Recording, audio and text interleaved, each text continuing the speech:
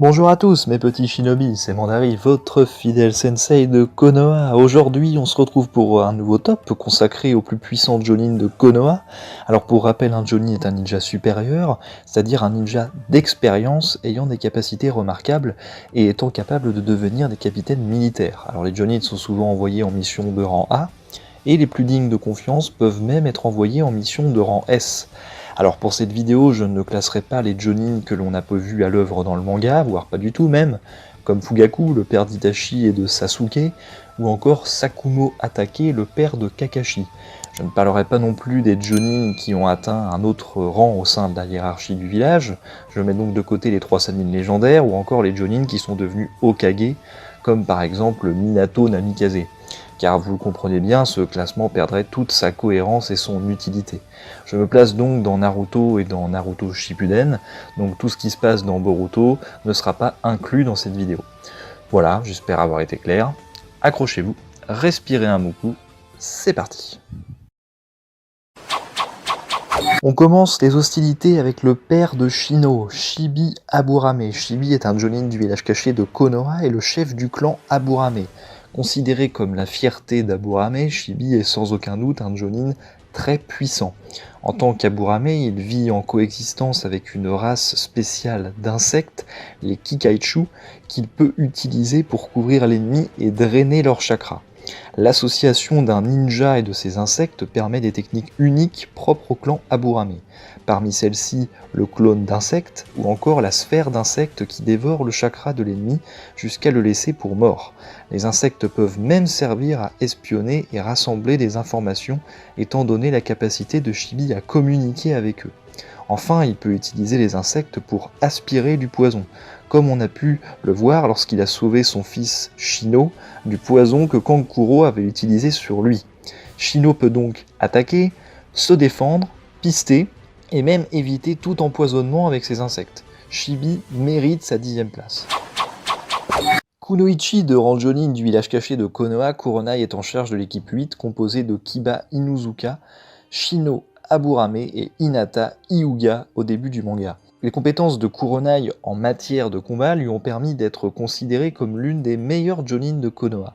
En effet, Kakashi lui a confié à elle et Azuma la mission d'arrêter Kisame et Itachi, 2 puissants membres de l'Akatsuki. Tsunade elle-même fit des éloges de ses compétences en référence à son combat contre ces 2 derniers. Alors Kuronai est une spécialiste du Genjutsu, elle est considérée comme la plus puissante utilisatrice de Genjutsu du village, elle est capable de rivaliser, du moins essayer de rivaliser avec Itachi Uchiwa qui est un expert en ce domaine. La plupart de ces techniques comportent l'utilisation de grands arbres pour immobiliser ses adversaires. Elle est capable d'affecter simultanément plusieurs adversaires avec son Genjutsu et d'inverser les effets du Genjutsu sur le lanceur. Ce n'est donc pas pour rien qu'Itachi fit l'éloge de sa force durant leur combat. Kuronai n'a pas une force remarquable ni une endurance hors du commun, mais elle possède malgré tout un Taijutsu et un Genjutsu remarquables. Hiashi est ni plus ni moins que le chef du clan Hyuga. Connu pour être généralement très strict et sérieux avec ses 2 filles, Hiashi est surtout un Jonin très puissant. Il est un maître dans l'art du poing souple, ainsi que dans l'art du taijutsu en général. Étant membre du clan Hyuga, Hiashi possède bien entendu le Byakugan, l'un des 3 grands dojutsu du monde de Naruto, qui lui confère un champ de vision à pratiquement 360 degrés, une vision à rayon X et la capacité de voir le réseau de circulation du chakra. Étant le chef du clan Hyuga, il est aussi très expérimenté dans toutes les techniques secrètes de son clan. Bien qu'on ne sache pas tout sur l'étendue de ses pouvoirs, Hiashi repoussa plus de 20 ninjas d'Oto et de Suna avec la technique du tourbillon divin du Hake, pendant l'invasion d'Orochimaru. Bien entendu, nous pouvons mettre à la même place son regretté frère jumeau, Hisashi, qui était également un valeureux Jonin de Konoha et qui possédait, à peu de choses près, les mêmes techniques que Hiashi. Malheureusement, Hisashi n'aura pas le même destin que son frère, puisqu'il se sacrifia pour sauver ce dernier, ainsi que son village par la même occasion. On enchaîne avec un second membre du clan Hyuga, et pas des moindres, il s'agit de Neji. Alors Neji est l'un des personnages principaux de Naruto, il est membre de l'équipe Gai et équipier de Rock Lee et Tenten. Il a la réputation d'être un génie étant donné ses incroyables aptitudes.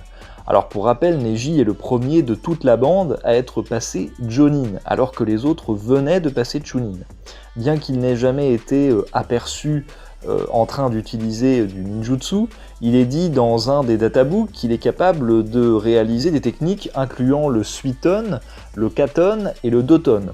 Bon, alors Neji possède le Byakugan aussi, et les pouvoirs qui vont avec, pas la peine de revenir dessus une seconde fois. Il excelle dans l'art du Juken, il s'agit d'un taijutsu uniquement enseigné dans le clan Hyuga qui consiste à frapper son adversaire à des endroits précis de son corps pour perturber la circulation de son chakra. Offensivement, sa technique des 64 points du hake lui permet de toucher plusieurs cibles à la fois, et défensivement, Neji peut réaliser une technique appelée tourbillon divin du hake, qui consiste à tourner sur lui-même à très grande vitesse tout en libérant du chakra, ce qui lui permet de repousser la plupart des attaques physiques. Dans la partie 2, Neji apprendra même une nouvelle technique appelée paume du hake.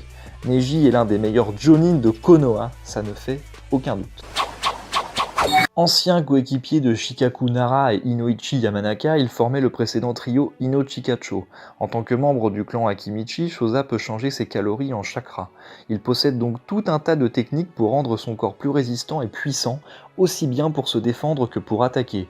Il maîtrise toutes les techniques de son clan, comme le décuplement partiel, le décuplement supra, le boulet humain, et peut même faire apparaître les ailes de papillon sans l'aide des fameuses pilules du clan Akimichi, comme en témoignent les marques sous ses yeux. Il concentre alors toute sa réserve de chakra dans son poing et écrase l'opposant d'un coup. Les chances de survie à cette attaque sont infiniment petites. Shoza, c'est donc son fils, Choji, en plus puissant et surtout en plus expérimenté. Il est également très résistant à la douleur, utilisant son corps pour protéger ses camarades de l'attaque explosive d'Azuma. Shoza ne paraît peut-être pas à première vue, mais il est un jonin extrêmement redoutable. Bon, on rentre dans le top 5 avec le père de Shikamaru, le chef du clan Nara et second membre du trio Ino-Chikacho, j'ai dénommé Shikaku. En tant que membre du clan Nara, Shikaku possède des techniques à base d'ombre, comme la manipulation des ombres, ou encore l'étreinte mortelle de l'ombre. Cependant, sa véritable puissance vient de ses incroyables talents de tacticien. En effet, Shikaku c'est le stratège à l'état pur et il semble qu'il tienne sa formidable intelligence et sa prodigieuse paresse de son père. Il a toujours montré une grande détermination, même dans les situations les plus délicates. Pas étonnant donc qu'il était un commandant jonin, c'est-à-dire le représentant des forces ninja de Konoha, autrement dit l'un des shinobi les plus haut placés du village. Ses responsabilités ne sortent donc pas de nulle part. Il était non seulement expérimenté en combat singulier, mais aussi extrêmement habile pour diriger un petit groupe de shinobi, voire une armée entière, comme on a pu le constater pendant la 4e Grande Guerre Ninja. Après, même si son intelligence lui permet de prendre le dessus dans un combat, nous devons quand même rester objectifs et fixer une limite à son sens de la stratégie, afin de ne pas le classer trop haut dans ce top. Dans tous les cas, Shikaku est un jonin très perspicace et ingénieux, il mérite amplement cette 5e place. Aux portes du podium, on retrouve Azuma Sarutobi, le fils prodige du 3e Hokage Hiruzen Sarutobi. Azuma était un jonin de grand talent. Le style de combat d'Azuma était tourné principalement autour du taijutsu, combiné avec ses poings américains dotés de lames de chakra. Avec sa technique de l'hirondelle volante, il pouvait prolonger les lames avec son chakra pour blesser un ennemi situé à quelques mètres de lui. Au niveau du ninjutsu, Azuma avait une affinité naturelle avec le futon, le vent, et il l'utilisait en combinaison avec ses lames de chakra pour augmenter leur efficacité.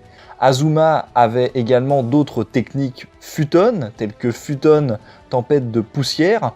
Dans l'anime, il pouvait utiliser son chakra du vent pour faire léviter ses lames de chakra et les contrôler à distance. En plus des techniques futon, Azuma était également en mesure d'utiliser certaines techniques katon, comme il en fit la preuve quand il utilisa katon les nuées ardentes. Azuma expire un nuage de cendres qu'il embrase, capable de causer des brûlures au 3e degré. Du fait que ce soit de la cendre et non une flamme, l'attaque peut rester dans l'air autour de la cible, ce qui peut brouiller son champ de vision et l'asphyxier. Azuma est très puissant, sa 4e place n'est pas volée. On commence le top 3 de notre podium avec Yamato, l'un des membres de l'unité spéciale de Konoha, l'Anbu. S'il semble stoïque dans les situations les plus stressantes, Yamato est très compétent dans de multiples domaines, y compris la filature et la pose de pièges. Il démontre une capacité considérable en taijutsu et l'utilisation intelligente de techniques de diversion. Aussi, grâce à sa formation d'Anbu, Yamato a des réflexes lui permettant de réagir rapidement face à n'importe quelle situation. Partageant le même ADN que le premier Hokage, Yamato possède la signature du Shodai, le Mokuton, ce qui lui permet de combiner le Doton dans sa main droite et le Suiton dans sa main gauche. Le Mokuton constitue à la fois une excellente défense et une importante force d'attaque, ainsi qu'un moyen très efficace de capturer ou de restreindre des opposants. Yamato est donc très polyvalent, il possède des capacités hors pair en Fuinjutsu en raison du Mokuton du premier Hokage. En effet, il a le pouvoir de supprimer la puissance des bêtes à queue, ce qui lui permet de supprimer 4 des 9 queues de Kyuubi en quelques secondes. Même si les databooks donnent plus de statistiques globales à Azuma avec le Mokuton en main, je pense que ce serait un combat très intéressant et plutôt long. Yamato a toutes les chances de garder la distance avec son adversaire et de le submerger tôt ou tard avec son Mokuton. Bien évidemment, ceci relève de mon interprétation personnelle, je pense donc que Yamato serait plus à même de remporter le combat, d'où sa 3e place. En top 2 de notre classement, on retrouve ni plus ni moins que Kakashi, le ninja copieur. Kakashi est un véritable génie. Il traversa les échelons ninja avec une facilité déconcertante. À 5 ans, il fut diplômé de l'Académie Ninja. À 6 ans, il devint Chunin. À 13 ans, Jonin. Puis, il eut une longue carrière dans l'Anbu. D'après Naruto, il avait un aussi bon flair que Kiba. Il se servait aussi bien de son Sharingan que Sasuke. Il avait un taijutsu aussi bon que Lee et une intelligence aussi impressionnante que Shikamaru. La nature élémentaire du chakra de Kakashi est le Raiton, la foudre, mais comme tout valeureux Jonin, Kakashi pouvait utiliser plusieurs éléments comme le Suiton ou le Doton, ce qui lui permet de bloquer plus de techniques et d'élargir ses possibilités d'attaque. Kakashi est l'inventeur des 1000 oiseaux, technique qui lui permit de trancher la foudre elle-même. Kakashi possède également le Sharingan qu'il reçut de son ami Obito. Grâce à cela, il put copier un millier de techniques diverses et variées, ce qui lui valut son surnom de ninja copieur. Il maîtrise d'ailleurs le kaléidoscope hypnotique du Sharingan, qui lui permet d'envoyer ce qu'il vise dans une dimension parallèle, que ce soit un bras ou une explosion. Enfin, Kakashi possède une escouade de 8 Ninken, des chiens ninja, dont Kakashi peut invoquer les talents pour la traque, le pistage ou encore l'attaque. Kakashi est le Jonin le plus polyvalent de ce manga. Kakashi est bien loin du niveau de Jonin standard, il a le niveau d'un Kage moyen et même plus lorsqu'il aura à sa possession pendant une courte durée 2 Mangekyo Sharingan éternels. Kakashi est tout simplement monstrueux.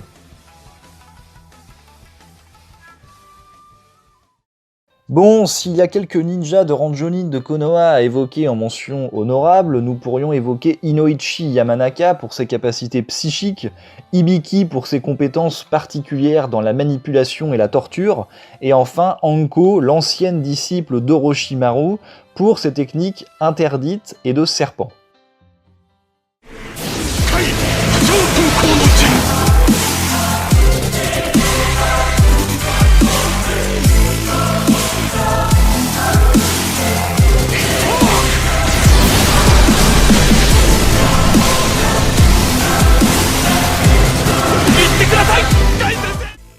Vous l'aurez sans doute deviné, le Jonin le plus puissant de Konoha est sans aucun doute Gai Maito. Connu pour ses gros sourcils, sa combinaison verte et sa coupe au bol, l'ombrageuse panthère de jade de Konoha nous a époustouflés pendant la 4e grande guerre ninja. Alors déjà pour commencer, Gai est le plus puissant praticien du taijutsu de Konoha. Il ne sembla jamais en difficulté lors de ses combats, sauf contre Kisame où il dut utiliser ses plus puissantes techniques. Son style de combat le rend presque imbattable au corps à corps. Guy maîtrise la technique de l'ouverture des 8 portes célestes. Les seules fois où il dut se servir de la technique des 8 portes furent à chaque fois contre Kisame et lors de la 4e Grande Guerre Ninja. Sa technique la plus puissante reste le Tigre du Zénith, où il comprime une gigantesque masse d'air et la lance sur son adversaire, ce qui lui donna la victoire contre Kisame Oshigaki. Et comme cette technique n'est pas constituée de chakras, les techniques d'absorption de chakras de Kisame ou de Gakido n'eurent aucun effet dessus.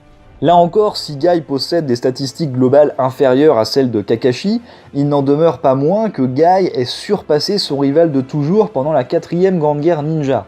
Il était le seul à pouvoir rivaliser avec Madara Jinchuriki. Quand il ouvre la 8e porte, la porte de la mort, Guy est tout simplement surpuissant. Il utilisa une technique ultime, Guy de la nuit, qui est une technique de taijutsu interdite, et la technique de taijutsu la plus puissante de Guy. D'un seul coup de pied, il détruisit le côté gauche du corps de Madara qui échappa de peu à la mort. Qui l'eût cru que ce chic type allait devenir le plus puissant Jonin de Konoha. 15 ans après la Grande Guerre, même handicapé par sa blessure à la jambe, Guy est toujours redoutable au taijutsu. Nous terminerons cette vidéo sur une citation de notre cher panthère de Jade. « Faire des efforts ne sert à rien si dès le départ tu ne crois pas en toi. »